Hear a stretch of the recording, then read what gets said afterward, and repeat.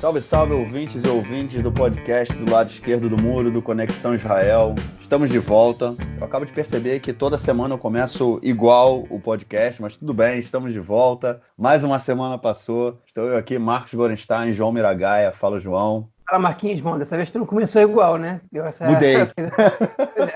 Mudei. É verdade. E hoje um dia especial, vamos dizer assim. A gente está gravando na sexta-feira, dia 29 de novembro, né? O famoso Kaftet Benovember, há exatos 72 anos, com um placar de 33 votos a favor, 13 contra e 11 abstenções, a Assembleia Geral da ONU votou pelo plano, né, de partilha da Palestina entre um Estado judeu e um Estado árabe, e sem dúvida nenhuma um dia que mudou a história dos dois povos e de toda a região. E a gente está aqui vivendo hoje num imbróglio político tal qual há 72 anos atrás, e vamos falar do que está acontecendo aqui, do que aconteceu, das principais notícias da última semana aqui em Israel. Mas já que você tocou no fala. assunto, há 2 anos atrás eu escrevi um texto chamado Há 70 anos, ou 70 anos atrás, que fala sobre o plano de partilha da Palestina e a votação na ONU, está lá. Um textinho legal que explica um pouco os bastidores desse caso. Show, legal. Não podia deixar de ser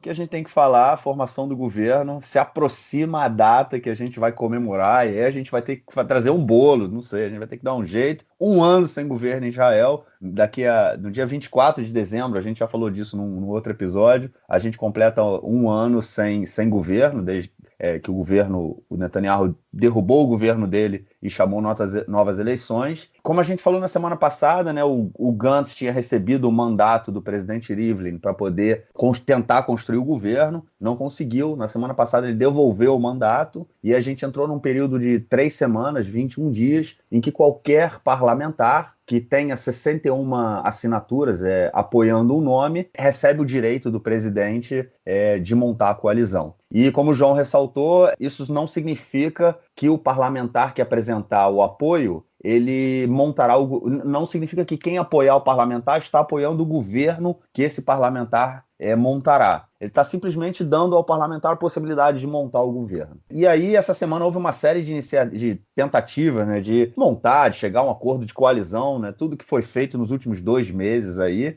O Yuli Edelstein, né, que também é do Likud e é o presidente do Knesset, ele chamou as lideranças do Likud e do Kahol Lavan para que tentasse chegar a um acordo. Ninguém conseguiu fazer nada. O Bibi mostrou um pouco de flexibilidade, se ele poderia ficar menos tempo como primeiro-ministro, ou de repente sair e virar deputado sem ser um primeiro-ministro.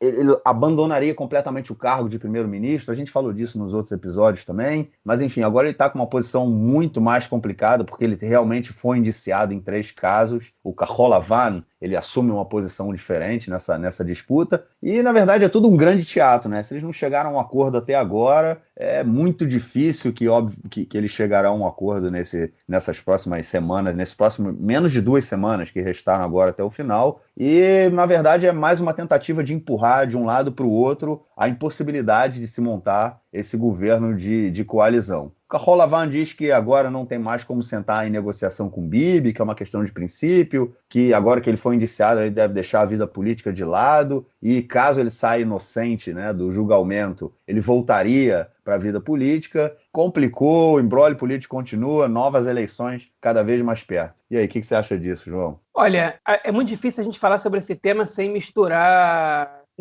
tudo, né? Sem misturar a acusação contra o Netanyahu, sem misturar as manifestações de rua que estão acontecendo. Então a gente vai acabar fazendo uma bagunça nisso aí, tá?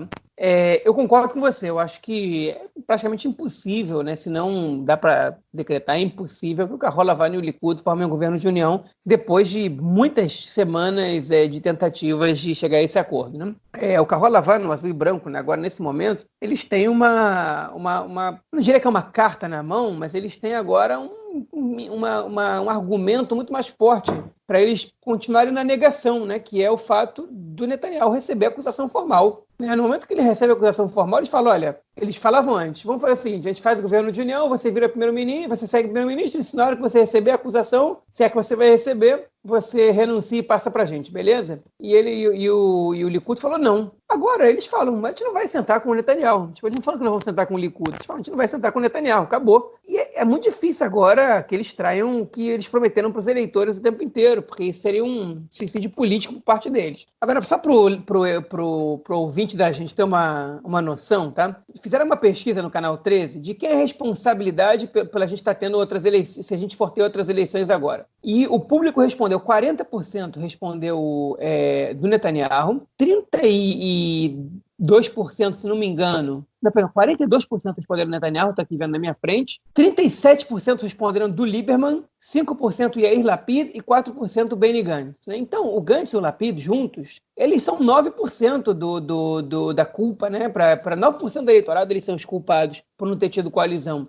Então, eles podem levar Israel para outras eleições sem ter prejuízo eleitoral, né? A princípio, ao que parece. Pouca gente acha que a culpa é deles. Imagino que a grande maioria desses 9% sejam eleitores de partidos que são rivais do azul e branco, né? Likud e outros partidos. Então, eles estão com a faca e o queijo na mão, e quando eu digo a faca e o queijo é porque nessa mesma pesquisa que deu para a gente esse resultado, eles perguntaram se o Netanyahu devia seguir como primeiro-ministro, do Hadashot Aboker, essa pesquisa. Tá? O Netanyahu, se ele devia seguir como primeiro-ministro. 56% dos entrevistados disseram que não, 37% disseram que sim. E nessa pesquisa, o Kahol Lavan no azul e branco teria 37 cadeiras num possível cenário, enquanto o Likud teria 30 cadeiras, né? Ou seja, eles estão com a vantagem muito grande na mão. E depois a gente vai comentar outra pergunta que eles fizeram no momento mais oportuno. Teve uma outra pesquisa feita, né? Também pelo canal 13 de televisão, que simulou o Likud dirigido pelo Netanyahu e sem o Netanyahu, né? Com o Netanyahu seria 34 para o azul e branco, 33 para o Netanyahu. O tamanho dos blocos centro-esquerda, direita ortodoxas segue parecido, não tem muita alteração. Só que se o Netanyahu sai, né, e entra o Gideon Sa'ar, que é o rival dele no Likud, no seu lugar, a diferença seria muito grande, seria 35 para o azul e branco e 26 para o Likud. Então, a gente pode chegar a algumas conclusões aí, né? Aí, bom, a gente pode já entrar nesse tema. O Netanyahu, ele anunciou, como a gente falou no último podcast, ele e a central do Likud, o Comitê Central do Likud, anunciaram primárias para daqui a agora 5 semanas, né? E nessas primárias, um candidato já anunciou que vai concorrer, que é o Gideon Sa'ar, ex-ministro do Interior, ex-ministro da Educação. Ele é um rival do Netanyahu, na verdade, politicamente falando, né? Ele está atacando o Netanyahu o tempo inteiro por não ter conseguido formar a coalizão 2 vezes, por ter fracassado, segundo as suas palavras. Ele não se refere ao caso de corrupção. Ele entra na narrativa do Likud. O Netanyahu acusa o Gideon Sa'ar de ser infiel e desleal com o partido, né? Eu particularmente não acho. Ele está criticando, ele está exigindo uma coisa que o Estatuto do Likud prevê, que é primárias. Ele disse, se o Netanyahu ganhar as primárias, ele segue liderando, mas o que eu quero é uma chance de ser votado para liderar o partido, né? E esse processo ele está ocorrendo ali na interna do Likud. Tem um outro possível candidato, que é o Nir Barkat, ex-prefeito de Jerusalém, e nessas pesquisas, o Netanyahu venceria. Foi perguntado para as mesmas pessoas, né, que disseram em quem votariam nas eleições. Eles pegaram os eleitores do Likud e perguntaram quem você votaria nas primárias do Likud. 89% disseram Netanyahu, 4% Gideon Sa'ar e 5% Nir Barkat, que é o ex-prefeito de Jerusalém. Todos esses eleitores que declararam votar no Likud nas eleições, eles não necessariamente são filiados ao partido, e se forem filiados, não necessariamente eles vão votar nas primárias do partido. Mas isso mostra que o eleitorado, ele prefere o Netanyahu, e aí a outra pesquisa complementa isso. Com o Netanyahu, 34 cadeiras, com o Gideon Sa'ar, 26 cadeiras, né? Então o eleitorado prefere o Netanyahu. Só que o mesmo eleitorado do Likud que prefere o Netanyahu, ele se complica com o resto do eleitorado, que já não quer o Netanyahu, 56% não querem ele, 42% que acham que ele é o culpado por ter novas eleições, né? E cada vez o Gantz se aproxima mais na pergunta que o Canal 13 fez também, quem é a pessoa ideal para ser primeiro-ministro. O Netanyahu, ele costuma ter 20 a 30 pontos de vantagem. Com o Gantz, essa pontuação diminuiu para menos de 10%. E agora eles estão em empate técnico. O Netanyahu teve 40% e o Gantz teve 39%. Ainda é assustador se você pensar que o Netanyahu tem 3 acusações na justiça, né? E ainda assim, para 40% da população, ele é o cara mais indicado para ser primeiro-ministro de Israel. Mas já tem um empate técnico, 40 a 39, né? A pesquisa, acho que com margem de erro de 3%, o Gantz pode estar na frente também. Então, o dilema do Likud qual é? Se eles forem com o Netanyahu, a tendência é o impasse continuar. Se eles forem com o Guidon Sar, eles provavelmente não vão ganhar, eles vão perder as eleições. Então é melhor ganhar, mas não levar, ou perder e talvez poder negociar uma coalizão da qual você faz parte e renovar o partido e tudo mais. O grosso do Likud parece ainda estar com o Netanyahu, mas eu acho que se o Netanyahu vence essas primárias, ao que me parece é uma vitória de pirro dele e do Likud, né? Vitória de pirro em alusão essa metáfora de um exército, né, que estava nas guerras na época do Império Helenístico, que venceu uma guerra, mas o enfraquecimento do exército foi tanto que o exército já não... ele começou a ser derrotado cada vez mais. Eu acho que se o Netanyahu vence essas primárias do Likud, a tendência é que essa seja a última vitória dele e que o partido comece a pagar um preço por ter um primeiro-ministro acusado de corrupção formalmente na justiça. Não vai ter acordo com o Netanyahu e o Kahol Lavan. Como as eleições primárias do Likud são só para daqui a 6 semanas, não tem chance do Likud eleger o Guidon Sar para fechar acordo com azul e branco agora. E a gente vai para novas eleições, provavelmente 3 de março do ano que vem. O que é uma pena, porque eu provavelmente não vou votar em Israel, não vou poder votar. Mas por mim, uma pena por mim, pela população. Acho que a população também já está de saco cheio de eleições. Acho que o país está pagando um preço alto por não ter governo. Mas é um preço que eu acho que talvez seja justo pagar. Tem gente falando que é responsabilidade, estão perdendo oportunidade. Eu acho que não. Eu acho que o azul e branco ele firmou posição. Eles estão firmando posição que não querem fazer um governo com um cara acusado de corrupção. E isso é uma coisa importante para o país. Eles estão firmando posição, né? O Lieberman está firmando posição dizendo, né, que não quer fazer um governo com os partidos ultra-ortodoxos. Tipo, as pessoas estão firmando posição, estão levando Israel a uma situação de instabilidade, mas é porque a estabilidade que existe em Israel hoje em dia, para essas pessoas é negativa. Então eu acho que essas terceiras eleições, elas são, de alguma maneira, problemáticas e cansativas, mas, por outro lado, elas são justas, né? Elas são legítimas, porque existe um impasse com razão. Não são totalmente ideológicas as razões do impasse. Elas são mais políticas que qualquer coisa. Mas elas existem. E essa é a realidade do país hoje em dia. Inclusive, essa questão aí que você está falando, que não mudaria muito o quadro eleitoral caso, vamos dizer, o Bibi seja o candidato do Likud, né? E a gente tem as novas eleições em março. O Guidon Sar, ele falou isso numa entrevista essa semana. Ele falou que, inclusive, ele quer a possibilidade de liderar o Likud, porque ele falou... O Netanyahu já falhou 2 vezes em montar a coalizão, né, nessas 2 últimas eleições. E se tiver a terceira eleição, quarta eleição, quinta eleição, ele também não vai conseguir montar a coalizão. Por quê? Porque é o mesmo quadro político, né? A gente tem realmente esse impasse. O único que poderia quebrar com esse impasse seria o Lieberman, se ele continuar sendo o fiel da balança, né? Porque se o Lieberman decidir se juntar ao Likud, o governo está formado. Ele poderia ter feito isso há uns meses atrás, depois da primeira eleição, ou tanto agora, depois da segunda eleição. Agora, a questão é também, conforme você está falando dessa questão de marcar a posição, a gente vem falando isso de subida na árvore, né? Eles estão marcando tanta posição, que depois, para voltar atrás, fica muito complicado.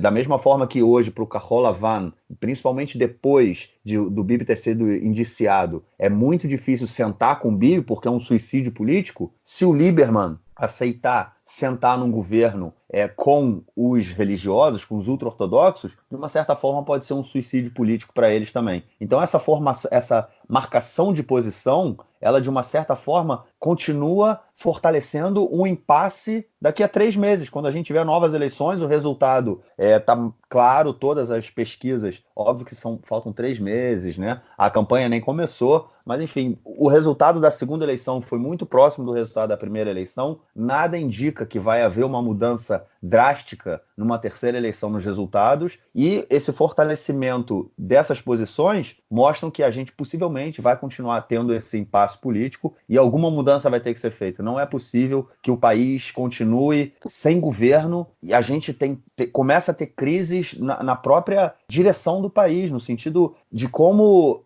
o sistema educacional vai funcionar sem dinheiro, como o sistema de saúde, o sistema de saúde israelense já vem passando há alguns bons anos por uma crise muito séria, e essa crise vem se agravando. O Ministério dos Transportes, a gente também, enfim, o país está entrando num caos muito grande, e alguma coisa tem que ser feita. E uma coisa que aconteceu essa semana também, e é muito preocupante em função de tudo que vem acontecendo e de uma incitação, a gente falou que no último episódio da incitação, e eu fiz até um desabafo, né? Uma incitação do do Netanyahu e também por parte do Lieberman contra a população árabe. Essa semana houve uma incitação, mas, por incrível que pareça, não contra a população árabe, não contra as lideranças políticas árabes, mas contra o sistema judiciário, né? Desde que o Bibi foi indiciado, ele saiu com ataques diretos ao sistema judiciário, à imprensa, falando que ele havia sido, que haviam forjado, né, uma série de inquéritos e processos contra ele, que ele é inocente, não fez nada, e aí, inclusive, como é que foram, um dos processos, né, diz que ele recebeu charutos e champanhe. Esses charutos e esse champanhe realmente não existiram. A gravação que o Bibi fez, né, que a gente falou dessa gravação também num podcast, com o Noni Moses, que é um dos envolvidos, essa gravação também não existe, ou seja, não houve uma construção, ele criou toda uma teoria da conspiração para tirá-lo do poder. Ele falou que estava sendo construído um golpe de Estado, incitando muito contra o sistema judiciário. O ministro da Justiça, Amir Ohana, ele também falou que o sistema judiciário, do qual hoje ele está à frente, é extremamente problemático. Essa semana eles chamaram também uma manifestação em Tel Aviv de apoio ao Benjamin Netanyahu, para fortalecer a sua posição enquanto primeiro-ministro e em tudo que está acontecendo, a fortalecer a narrativa dele sobre o que está acontecendo agora. Uma coisa muito interessante é que, apesar dele ter esse bloco aí de 55 parlamentares, né, nenhum parlamentar fora do Likud abriu a boca para falar, para dar apoio ao Netanyahu, né, para falar que eles estavam com ele, que é tudo uma armação e tudo mais, né, tá todo mundo caladinho, todo mundo tentando se afastar do Netanyahu, e até mesmo parlamentares e ministros do Likud também estão tentando se afastar. Todos os ministros e parlamentares do Likud, eles foram meio que intimados, né, quase uma coercitiva, como é que chama isso que aconteceu no Brasil? Condução coercitiva. Condução coercitiva. Eles quase foram conduzidos coercitivamente para participar do evento do Netanyahu, mas muitos poucos foram. Somente o Miki Zohar foi, a Miri Regev foi, que é a ministra da Cultura, né? E todos os outros fugiram. Teve um ministro que chama-se Eli Cohen. Ele falou que não sabia do evento. Tipo, o evento que o primeiro-ministro organizou e o cara falou, não sabia desse evento, não vou poder ir. Enfim, nesse evento que aconteceu, e foi uma coisa muito, muito, muito grave, e em função da incitação, jornalistas do Canal 11 foram agredidos. Cuspiram neles, não deixaram eles fazerem a transmissão. Ou seja, a gente começa a ter também uma inflamação contra a imprensa. Os procuradores estão andando com segurança em função também de toda a incitação que tem sido feita contra eles. A gente entra realmente não só num imbróglio político, mas numa realidade política. A democracia israelense realmente começa a cair cada vez mais e entrar num período extremamente complicado. O que você achou disso aí, de tudo que aconteceu, cara? Assim, foi...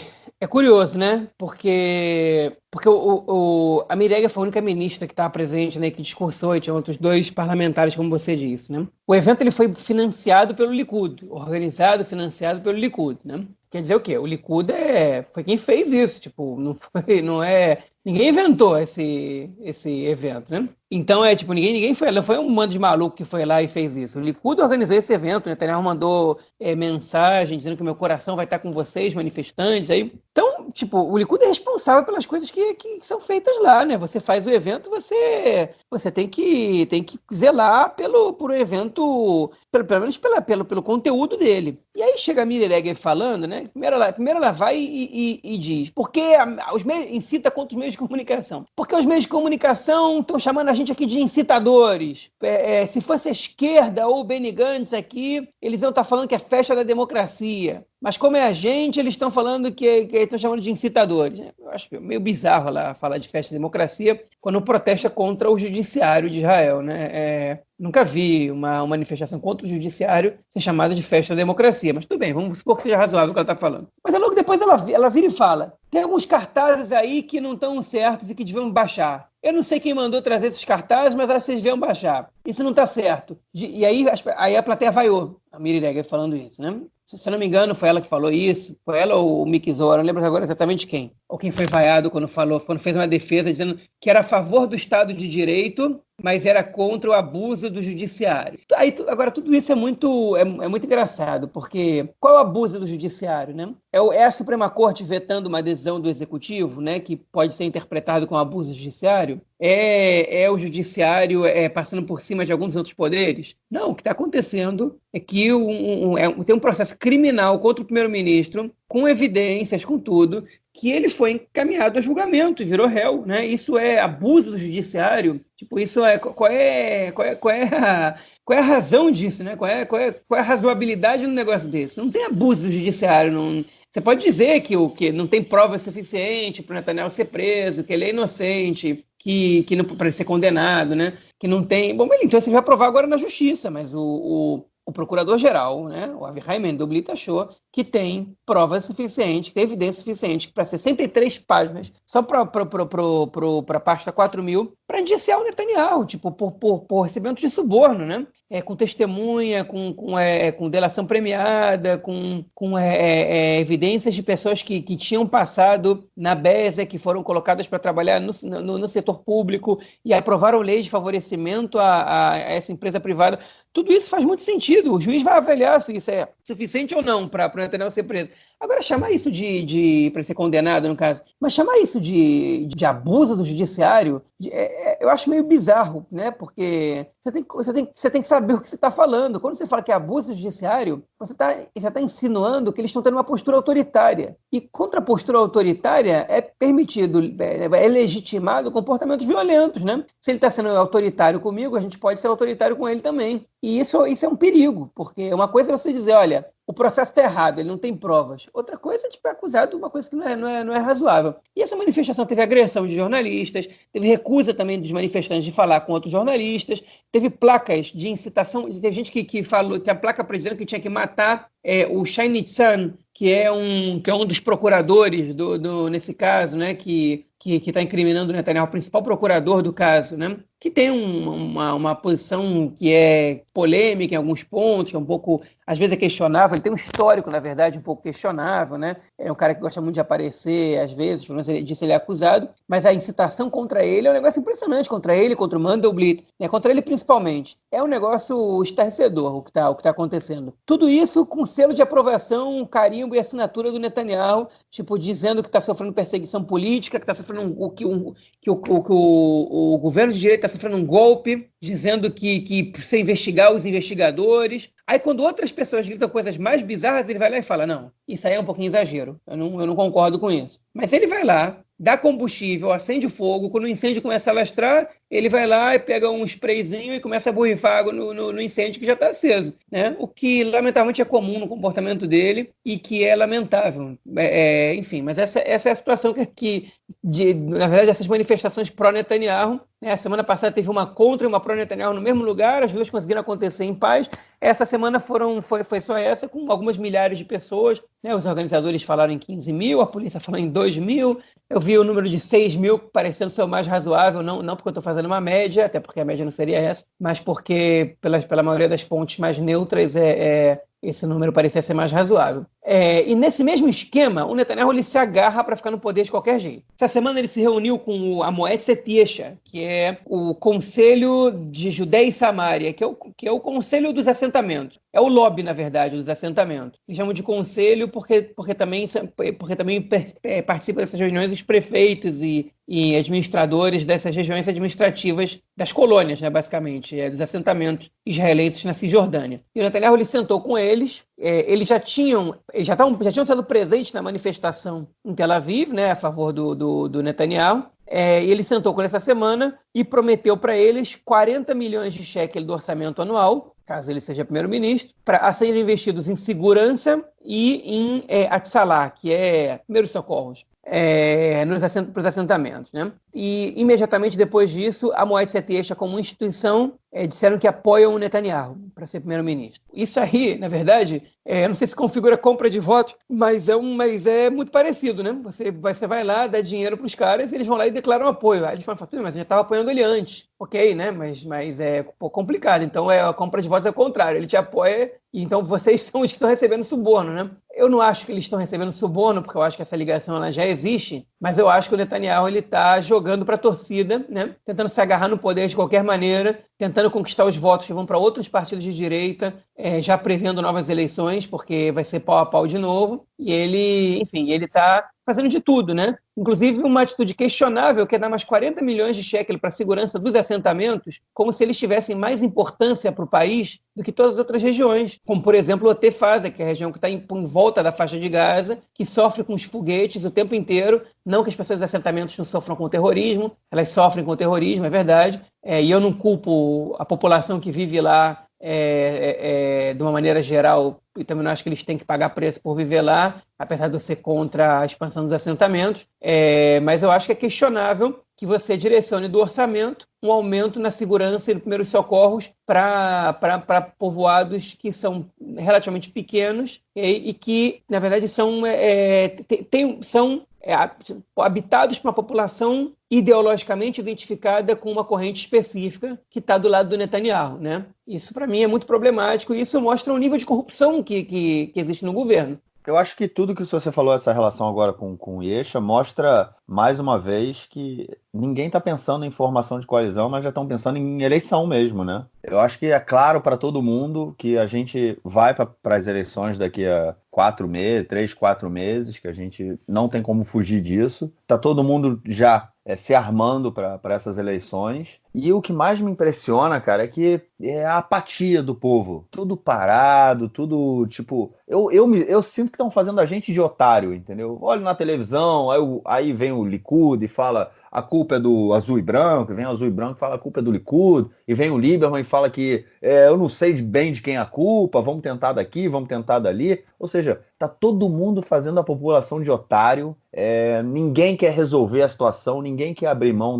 das suas, vamos dizer assim, eu não vou nem dizer ideologia, cara, porque na hora que eles tiverem que fazer uma coalizão, eles vão fazer a coalizão. O Lieberman já teve na coalizão com os ortodoxos, o Lapid já foi ministro do Netanyahu, o Bogi Ya'alon já foi do Likud. Então, ou seja, é tudo farinha do mesmo saco, no sentido de ser todos membros da direita israelense, já foram todos membros do mesmo governo, são todos membros do mesmo bloco. Por que não resolve isso de uma vez, né? Por que, enfim, em vez de levar a população, de levar o país para um outro processo eleitoral que a gente vai ter o mesmo resultado, a gente não vai ter nada especial, não resolvem isso de uma vez e em vez de ficar nessa disputa. Realmente, eu acho que a gente vê aí também uma falência da política israelense, né? Uma política que já foi durante muito tempo e ainda tem eleitores que se baseiam em função da ideologia partidária. A política israelense está se tornando cada vez mais personalista, e aí esses partidos como o próprio Azul e Branco, eles são parte disso, e outros tantos partidos em que o partido não é democrático, tem uma liderança, por exemplo, o Lieberman sempre foi a liderança do partido dele, né, do Israel Beiteinu. Nunca houve outra liderança, né? No Likud, não. No Likud é um partido, bom, sempre foi um partido com uma democracia interna, eu não sei se vai continuar tendo, né? O Bibi não é tão a favor disso, mas eles vão se resolver. E a gente sempre teve um eleitorado. A gente tem um eleitorado que vota no Likud. Não importa o que aconteça, eles votam no Likud. Hoje tem, em relação ao Partido Trabalhista, o Avodá tem menos, né? Caiu muito isso. Mas, enfim, eu acho que mostra também muito da falência da política israelense, que se torna cada vez mais personalista, cada vez mais fisiológica, menos ideologizada, o que é um problema, porque você acaba votando em pessoas, não em ideias, né? E aí a gente entra nesse caos total aí, cada um correndo atrás das suas armas para poder votar, para poder ganhar as próximas eleições. E essa relação do Likud com colonos, né, é uma relação muito próxima, sempre foi muito próxima, né? O Likud apoia os assentamentos, né? O Likud, em grande parte, é contra a formação de dois estados. Eles acham que também nos territórios ocupados deve ser aplicada a soberania israelense. E eu acho que talvez essa ligação mostre também um pouco do que pode estar por vir num outro tema que é o acordo de paz, né? Que o acordo do século, né? Do Trump, que eu acho que agora ninguém fala mais disso, né? Até porque o Trump também tá bem enrolado lá nos Estados Unidos com questão de impeachment, ele tem coisas mais importantes para pensar. Mas talvez o Bibi já esteja sinalizando para os colonos que tem coisa grande vindo por aí no que diz respeito à anexação de determinados territórios, e ele fortalece essa relação com eles, né? Eu acho que pode também tá tudo meio ligado nesse sentido aí. Mas, de qualquer forma, todo esse imbróglio político envolvendo a deslegitimação do sistema judiciário, terceiras eleições, Bibi sendo investigado. Daqui a 3 meses a gente vai ver aí o que o povo acha de tudo isso, né, cara? O que a gente, qual vão ser os resultados, qual vai ser o resultado eleitoral? O que as urnas vão dizer, né, cara? As urnas elas estão tendendo ao empate de blocos de novo, mas com uma ligeira vantagem do azul e branco. Se isso se mantém, né? Eu acho que cada vez mais o azul e branco se aproxima de governar o Estado. Enfim, agora tem uma coisa que a gente comentou no podcast passado, e é importante ressaltar isso, para a gente poder fechar esse tema. O Netanyahu ele precisa da comissão da Knesset para ele poder pedir imunidade, né? Enfim, ele não tem isso ainda. E para ele é um pouco cômoda essa situação, porque enquanto ele não tem imunidade, enquanto ele não pode fazer o pedido de imunidade, a comissão da Knesset não pode recomendar sim ou não, e não pode começar o julgamento dele. Então a situação é muito cômoda para ele, né? Ele tá, quanto mais tempo tiver sem governo, mais tempo ele não começa a ser julgado, né? E a gente sabe que esses julgamentos demoram, as condenações demoram e tal. Eu não sei exatamente as regras de prescrição em Israel, mas elas existem e para ele é tudo muito favorável nessa situação. Então, na verdade, é difícil saber qual é a estratégia do Netanyahu. Eu acho que ele já entendeu que ele perdeu, né? Ele perdeu. Ele não tem mais como governar sozinho, que nem ele governava antes. Ele vai precisar fazer um governo de união se ele quiser continuar sendo primeiro-ministro. E eu acho que o que ele está tentando fazer é dar os últimos respiros dele como primeiro-ministro, pensar na melhor estratégia para ele poder se defender, né? Porque ele não tem mais o que fazer. Ele está derrotado. Se ele não entendeu isso, falta muito pouco para ele entender. Então ele precisa emperrar um pouco esse governo, ele precisa deixar as coisas mais devagar, e outras eleições ele consegue mobilizar a população para fazer pressão a seu favor e tal. E tem gente que cogita até a possibilidade de que ele está empurrando as coisas porque ele quer... a gente sabe que é iminente uma nova operação, provavelmente em Gaza, né? Uma nova guerra com Gaza. E isso sempre favoreceu ele ao longo da história. Então tem gente que está apostando que parte dessa demora é porque ele está realmente preparando uma operação. Tem gente que diz que o fato dele querer governar pelos primeiros 5, 6 meses, no suposto governo de união com azul e branco, é por isso. Eu acho muito teoria da conspiração afirmar uma coisa dessa, mas eu tenho certeza, né? Eu tenho certeza, é difícil dizer que eu tenho certeza, mas eu tenho muita convicção de que essa demora para que a gente tenha uma coalizão, ela se deve ao fato de o Netanyahu estar complicado na justiça e estar buscando, de alguma maneira, se proteger.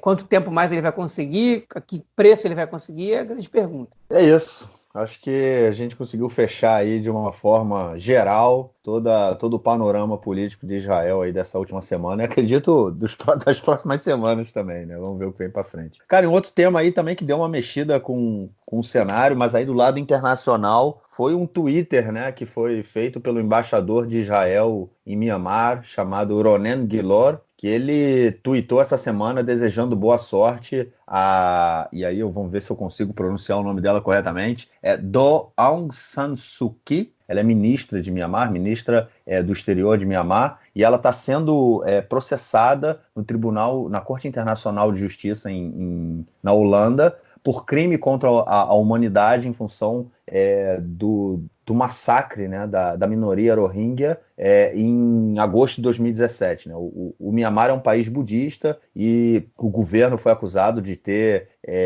orquestrado uma limpeza étnica, né, extremamente violenta, com estupros em massa, casas sendo incendiadas, e 700 mil pessoas dessa minoria foram obrigadas a fugir para Bangladesh. E o embaixador israelense no país, ele fez um Twitter desejando boa sorte à ministra do exterior no seu julgamento na Holanda. O Twitter foi realmente, depois ele foi retirado, né, ele foi apagado. Israel o Ministério do Exterior israelense, né, finalmente se pronunciou e falou que não concorda com a política do país, né, o que foi feito em 2017, mas cabe dizer também que em 2017 Israel e Mianmar tiveram um comércio no entorno de 11 milhões de dólares, né, comércio de armas, né, ou seja, Israel vendeu armas para o Mianmar. Mais um imbróglio aí na política externa israelense, no que diz respeito ao apoio de governos que cometem crimes contra a humanidade, que são governos que não são nem um pouco democráticos, né? E isso vem aumentando cada dia mais. Os amigos de Israel no exterior são cada vez mais complicados, né, cara? Pois é curioso, né? Acho que a gente está na fase mundial dos embaixadores com opinião própria, né? Porque ninguém é proibido de ter opinião própria, só que o embaixador, ele representa o Estado. Ele, na verdade, é uma posição muito complicada e muito inédita, né? Até esse século que a gente está vivendo, essa era meio estranha que a gente está vivendo, dos governos que escolhem candidatos em eleições de outros países, né? E jogam os embaixadores para fazer esse tipo de trabalho. Agora, pareceu que a atitude do embaixador de Israel em Myanmar, ela foi uma coisa pessoal dele, né? Ele foi lá e desejou sorte, né? Myanmar é um país que fica ali no oriente da Ásia, né? Não no extremo oriente, mas ali do lado a oriente de Bangladesh. Inclusive, essa minoria que você se referiu é muçulmana e boa parte das pessoas que estavam fugindo do massacre, do genocídio, né? Fugiram para Bangladesh. Enfim, é um país pequeno. Israel, o mundo fez um embargo de armamentos contra Myanmar. Israel entrou nesse embargo, né? Israel coopera com Myanmar de várias maneiras, tem parcerias no âmbito da educação e tal, mas militarmente Israel parou de cooperar, parou de vender armas, e chega o embaixador e ele dá boa sorte para o chefe de Estado num julgamento internacional por genocídio. É um negócio tipo de outro mundo, né? E aí, no dia seguinte, ele apagou o Haaretz, percebeu isso, né? Publicou, entrou em contato com o Ministério do Exterior. Bom, ele apagou o tweet, e o Ministério do Exterior, pela primeira vez na história, defendeu a existência, né? Legitimou a existência de que houve um genocídio da população muçulmana, esqueci agora o nome da tribo, em Myanmar. Então, o Ministério do Exterior, pelo menos, se manifestou, porque Israel até hoje não reconhece alguns genocídios, como, por exemplo, o dos armênios, realizado pela Turquia na Primeira Guerra Mundial, até pela relação diplomática complicada que Israel tem com a Turquia. Mas, enfim, Israel reconheceu. Só que aí, né, no mesmo Haaretz, um ativista de direitos humanos chamado Itai Mak, né, foi divulgado que ele deu uma entrevista na rádio Galei Tzahal, dizendo que Israel nunca tinha defendido isso antes, e que Israel cooperou com o regime de Myanmar quando parte do mundo, né, o governo Netanyahu, no caso, cooperou com o regime de Myanmar, quando parte do mundo já tinha cortado relações, porque o genocídio era claro que estava acontecendo. O genocídio não é uma coisa feita do dia para a noite, né? É uma coisa que tem que ser planejada, tem que ser pensada. E Israel reconheceu que aconteceu o genocídio, mas continuou cooperando com o governo como se nada tivesse acontecido, exceto pela venda de armas, o que a gente pode alegar também que foi muito mais que uma pressão internacional do que pela posição de Israel, mas aí também a gente teria que perguntar qual foi a motivação, que a gente sabe que justamente o ponto que Israel cortou, né, foi o que o mundo inteiro também cortou. Mas, enfim,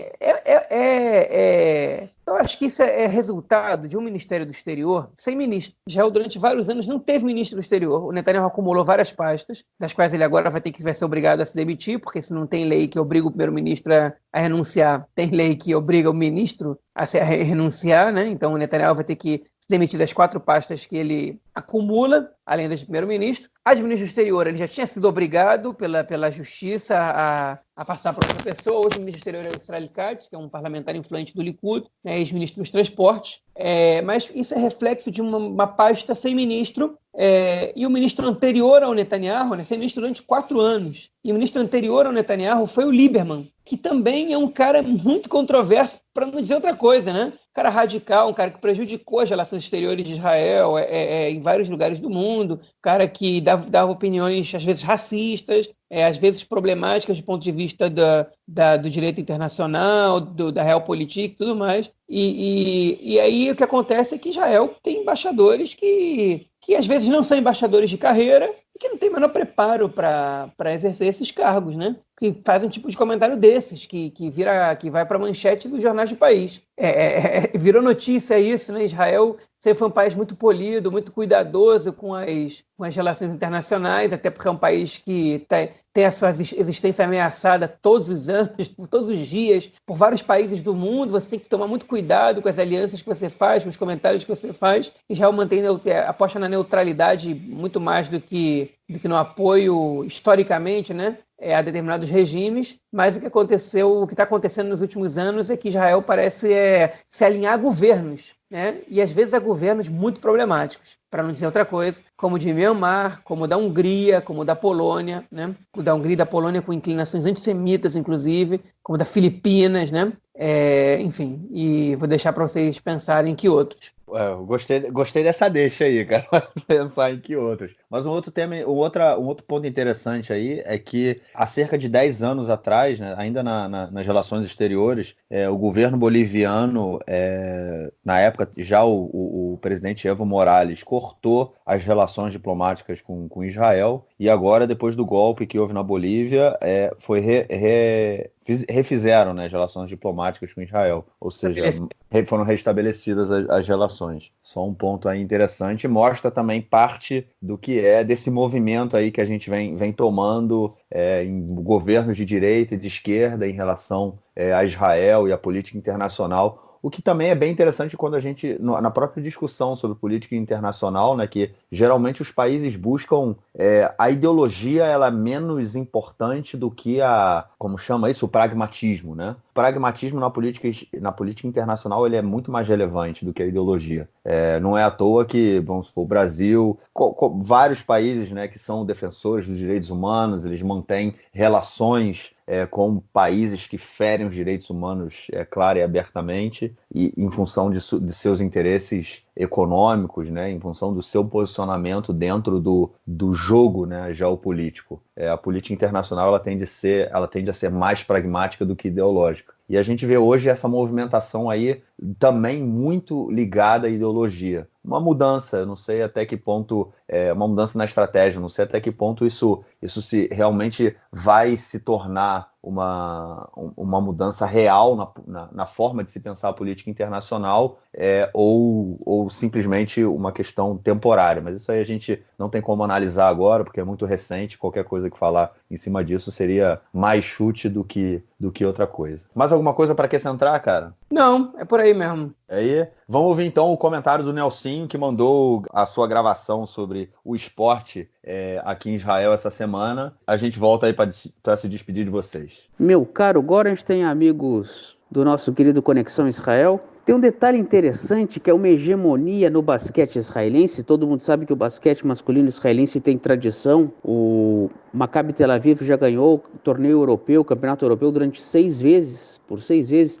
O Apolo Jerusalém ganhou uma vez a Eurocopa. O Maccabi Tel Aviv ganhou o campeonato israelense mais de 40 vezes. Então existe uma força muito grande do basquete, e dentro do basquete nacional, uma hegemonia do Maccabi Tel Aviv, que já foi 6 vezes campeão europeu. Por que eu digo isso? Porque cada vez que uma outra equipe local vence o Maccabi Tel Aviv é um evento, tanto numa final de campeonato, como recentemente nos últimos 10 anos, o Galil Gilboa do Norte ganhou, o Apolo Hulon ganhou, o Rishon LeZion ganhou, o Apolo Jerusalém ganhou 2 vezes. Então sempre que isso acontece, quando o Apolo Tel Aviv ganhou um clássico do Maccabi Tel Aviv, também é importante, porque é um time que ganhou 6 vezes o campeonato europeu e tem mais de 40 campeonatos nacionais, enquanto os outros têm 1 ou 2. É uma diferença fantástica. E um jogo no ginásio do Maccabi Tel Aviv nesta semana, válido pelas quartas de final da Copa Israelense de Basquete, o Apolo Jerusalém venceu por 92-90. Ganhou o jogo de ponta a ponta, jogou muito bem. A torcida rubra de Jerusalém compareceu no ginásio de Tel Aviv, no Menorah, e fez a festa lá dentro, 92-90, um placar muito interessante, e um placar, como eu falei, vencer do time que é 40 vezes campeão nacional, enquanto os outros são 2 ou 3 estourando, e ganhar no ginásio deles, com todo aquele poderio econômico que eles têm, é algo muito significativo, e o Apoel Jerusalém conseguiu essa façanha, conseguiu esta vitória. Na Liga Israelense de Futebol Masculino, meu caro Gorge, tem amigos do Conexão Israel, Realmente mandar uma saudação também ao João, que está no bairro do Flamengo, ele que torce pelo Vasco. O detalhe interessante é o seguinte: o Maccabi Tel Aviv, que é o atual campeão, está na ponta, está indo muito bem.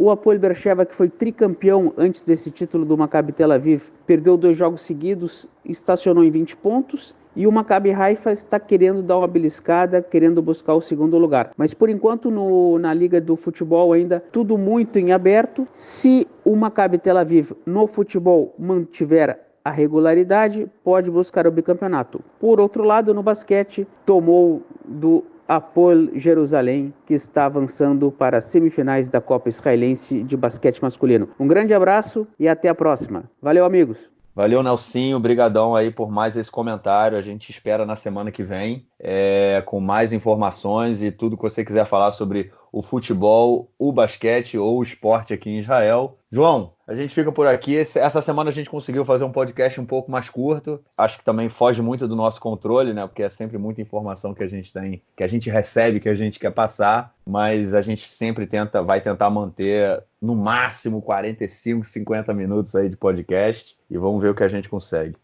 Grande abraço. Hã? A gente tenta e a gente faz um esforço para isso. Vamos tentar não ser muito prolixo e acho que dessa vez a gente conseguiu.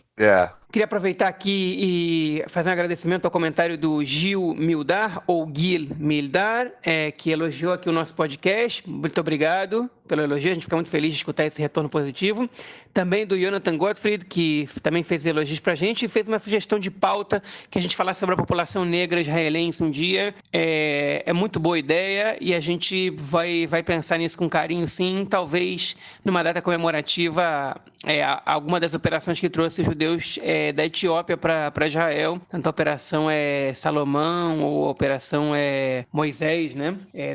Enfim, fica uma boa ideia para a gente poder falar sobre esse tema que pode ser relevante para muita gente e para Israel com certeza é. Muito obrigado, pessoal. Continuem dando ideias, continuem dando sugestões. A gente aqui vai se esforçar para acatar, para fazer acontecer o que vocês estão falando. Valeu, cara. Fica um grande abraço aí para você, grande abraço para os ouvintes. Sempre que querendo entrar em contato com a gente, em Facebook, o e-mail é contato@conexãoisrael.org.